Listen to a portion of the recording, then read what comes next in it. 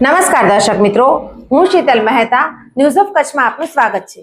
જોઈએ આજના સમાચાર।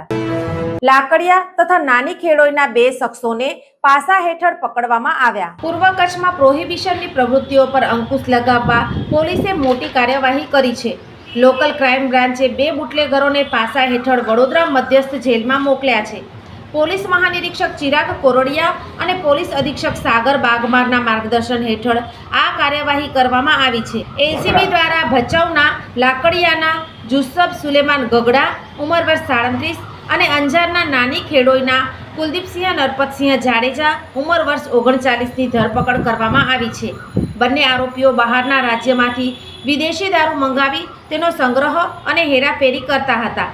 જુસબ સામે લાકડિયા પોલીસ સ્ટેશનમાં 5 અને કુલદીપસિંહ સામે અંજાર પોલીસ સ્ટેશનમાં 2 ગુના નોંધાયેલા છે। એલસીબીએ બંને આરોપીઓ વિરુદ્ધ પાસા દરખાસ્ત તૈયાર કરી કલેક્ટર કચ્છ ભુજને મોકલી હતી। કલેક્ટર આનંદ પટેલે દરખાસ્ત મંજૂર કરી પાસા વોરંટ ઇસ્યુ કર્યા હતા। ત્યારબાદ એલસીબીની ટીમે બંને આરોપીઓને વડોદરા મધ્યસ્થ જેલમાં મોકલી આપ્યા છે। જિલ્લાના પૂર્વ વિભાગમાં કલેક્ટર આનંદ પટેલ દ્વારા અત્યાર સુધીમાં કુલ 11 અસામાજિક તત્વો વિરુદ્ધ પાસા હુકમો જારી કરવામાં આવ્યા છે। આ કામગીરી એલસીબીના police inspector N Chudasama, PSI D Patel અને સ્ટાફે કરી હતી। શું તમને ખબર છે ડેન્ગ્યુ તાવ એડિસ ઇજિપ્તી મચ્છરો દ્વારા ફેલાય છે। એડિસ ઇજિપ્તી મચ્છર દિવસે કરડે છે। આ મચ્છર ઘરમાં જમા થયેલ પાણીમાં ઉત્પન્ન થાય છે। આ મચ્છર ઉત્પન્ન ના થાય એના માટે શું કરવું જોઈએ? દર રવિવારે માત્ર 10 મિનિટ ફાળવીએ અને મચ્છરોને ઉત્પન્ન થતા અટકાવીએ।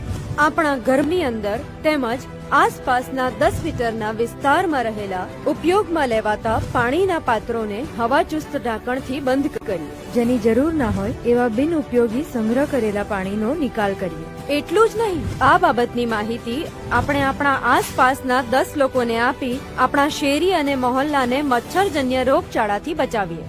આપણા પરિવાર માટે 10 મિનિટ ફાળવીએ, મચ્છરોની ઉત્પત્તિ અટકાવી મચ્છરજન્ય રોગોથી બચીએ।